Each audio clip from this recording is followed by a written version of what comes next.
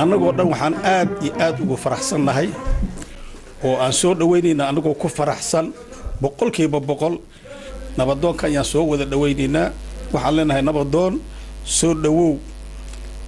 ku soo dhawow Nairobi waddanka Kenya waa meesha maanta ay xafladda ka dhacaysay soo dhawaynta waa halkaas si gaaban haddaan u soo koobo waxaan aad ugu faraxsanahay mar labaad nabadoonka muddo dheer ayaa isku kayn dambaysay markaan is waraysan waxaan noqon laba nin oo istaqiinay 1992 ayaan is baranay haddana wuxuu soo gudbay alxamdulilaahi rabbil caalamiin inuu yahay nabadoon beelaha ama beesha baadcada kamid ah asagoo muxuu ahay si gaar ah sida aan aqoon u leeyahay si gaar ah nabadoon ugu yahay beesha moolkaal iyo israaci macal kaboola ninkii hoos timaado waa asaga marka insha allahu tacaala nabadoonka qiimaha badan waxaan leeyahay soo dhawow nabadoon soo dhawow mar labaad iyo mar koowaad iyo mar saddexaad soo dhawow saaxiibtinimadii hore iyo aqoontii hore naga dhaxaysayna soo dhawow maanta halkan waxaan ku soo dhawaynaynaa nabadoonnada beelaha baadacada ka mid ah oo nooga yimiday waddankii ninkaasoo ma aragtay si walaaltinimo oo kalgacaleennimana soo dhawaynaynaa magaciisana la yidhaahda nabadoon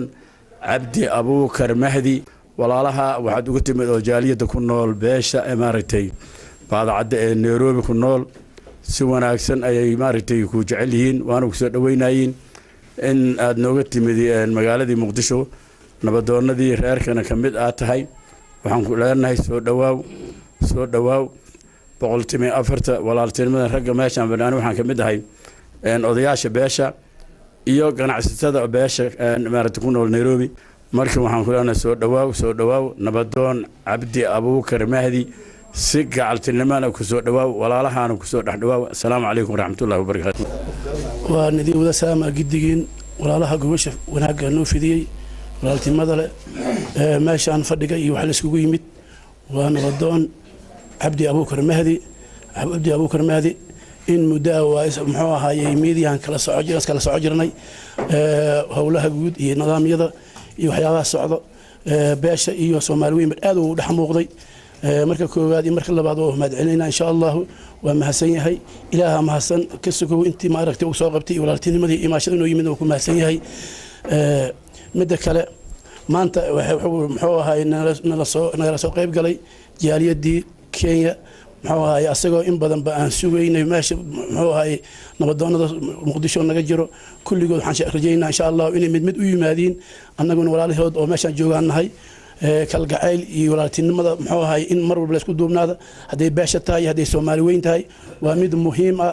marka cabdi abuukar mahdi walaalkay soo dhawaaw walaalaha oo in badan aad moogeyd oo aad magaca muuqaalkooda aad korka arki jirtay laakiin aadan maaragtay la kulmin oo ku soo dhaweynayaan dhammaan waxaan halkan ka salaamayaa waxgaradka meesha isku yimid dhammaan qaybihiisa kala duwan bulshada dhammaan qaybihiisa kala duwan sida odayaasha ganacsatada dhammaan bulshada qaybaha kala gedisan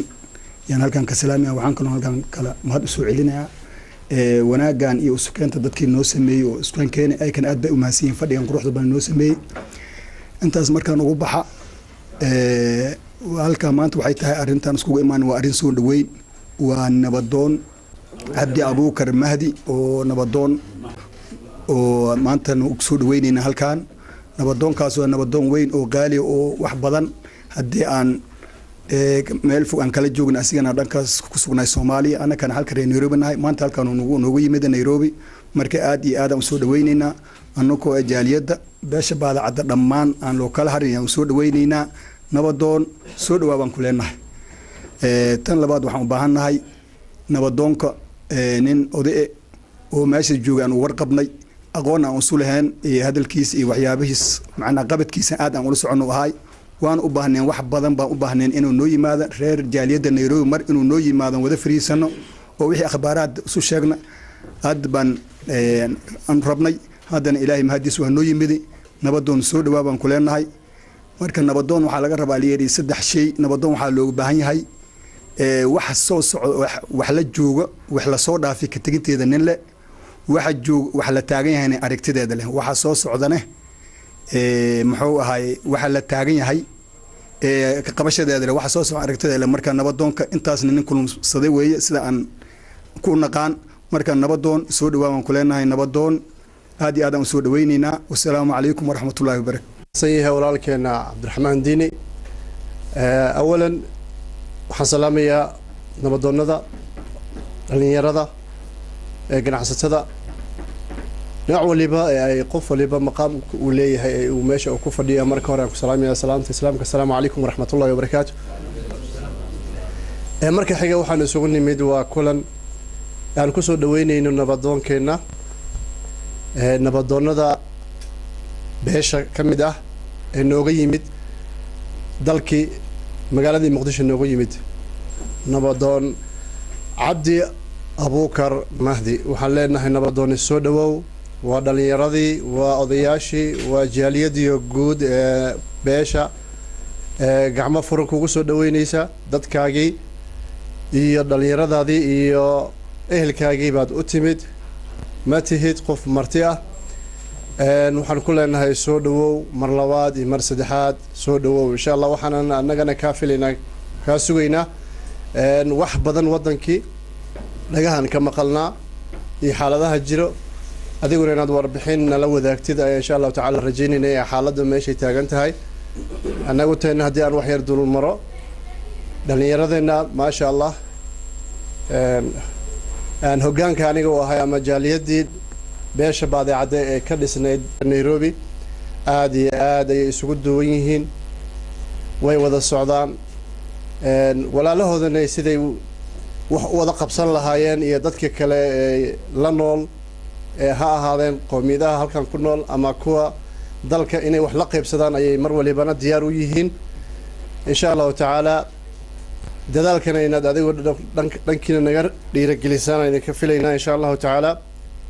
wixii waddankii xaaladahii jirana inaad nooga warbixiso aad iyo aad mahadsan tahay waxaan ku leenahay nabadoonni soo dhawow mar labaad iyo mar saddexaad soo dhawow nabadoon cabdi abuukar mahdi dhammaan waxaan halkan ka salaamayaa jaaliyadda halkan iskugu timid ee reer nairobi ee kulankan qiimaha iyo qaayaha leh soo qaban qaabisay maanta lagu soo dhaweynayo nabadoonkeenna qaaliga ah oo nooga imaaday waddankii soomaaliya nala joogay maalmahan nabadoone soo dhawow marka hore akhyaarta halkaa iskugu imaatay oo nabadoonnada ah ganacsatada dhallinyarada dhammaan qaybaha bulshada kala duwan ee beesha ay ka kooban tahay oo halkaan iskugu yimid ayagana waxaan leenahay waa mahadsantihiin soo dhaweynta aad muxuu ahaay nabadoonka loo sameeyey oo ka imaaday waddankii hooyo nabadoonka in badan waxaan iskala soconay ama aan iskaga warqabnay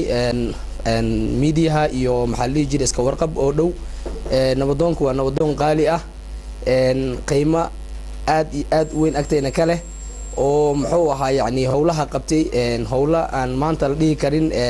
howlo yaryar waayo waa howlo culus uu qabtay marka nabadoonka waxaan leenahay mar labaad iyo mar saddexaad iyo mar afaraad soo dhawow nabadoone bismi illaahi raxmaani raxiim assalaamu calaykum waraxmatullaahi wabarakaatuh bacda salaam dhammaan odayaasha dhaqanka aqoon-yahanada ganacsatada jaaliyadda beesha baadacadde waxaa idinku salaamayaa salaanta islaamka assalaamu calaykum waraxmatullahi wabarakaatuh salaan kadib waxaan aad iyo aad aan ooga mahad celinayaa soo dhoweyntan qiimaha iyo qaayaha leh waxaan rabaa waddanka waa ka imid waa runtiin wax dhibbi hadda ma aragtay waddanka dhexdiisa kama jirin qaas ahaan beesha baadacadde waa soo marnay isjiijiid xoogaa siyaasadeed laakiin siyaasadda markay dhammaatay wixiina waa dhammaadeen waxaad og tihiin maadaama jaaliyaddii iyo ganacsatadii iyo odayaashii dhaqanka iyo dhallinyaradii iyo wax ula meesha ay ku dhan yihiin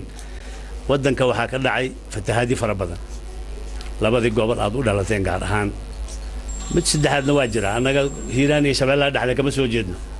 sida aad ka warqabtaan shabeellaha hoosena awood aan la fili karin baa lagu leeyahay fatahaaddaasna